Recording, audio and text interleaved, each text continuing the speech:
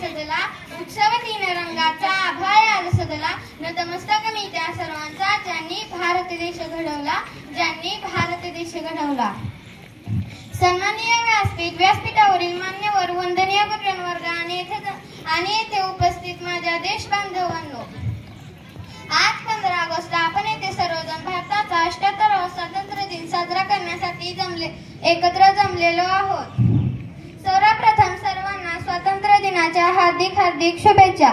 मित्रांनो, 15 ऑगस्ट हा दिवस भारताच्या सन्मानाचा व अभिमानाचा दिवस आहे। 15 ऑगस्ट 1947 रोजी आपला भारत देश इंग्रजांच्या गुलामगिरीतून मुक्त झाला।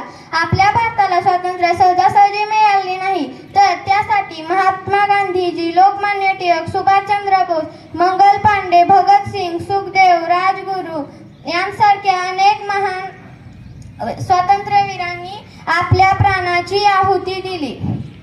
अशा या महान शूर स्वातंत्र्य सैनिकांमुळेच आज आपण आपल्या देशात मुक्त श्वास घेत आहोत। स्वातंत्र्यानंतर भारताने कृषी, विज्ञान व तंत्रज्ञान, खेळ, साहित्य इत्यादी अनेक क्षेत्रांत चांगली प्रगती केलेली आहे। भारत महासत्तेच्या दिशेने वाटचाल करीत आहे, तरी भारतामध्ये महागाई, भ्रष्टाचार, गरिबी यांसारख्या समस्या आवासून आहेत। या समस्यांचे उच्चाटन झाल्याशिवाय देश सुखी, संपन्न व प्रगत होणार नाही। चला तर मग सर्वांनी एकत्र येऊ आणि आपल्या भारताला जगातील एक आदर्श देश बनवण्यास प्रयत्न करूया।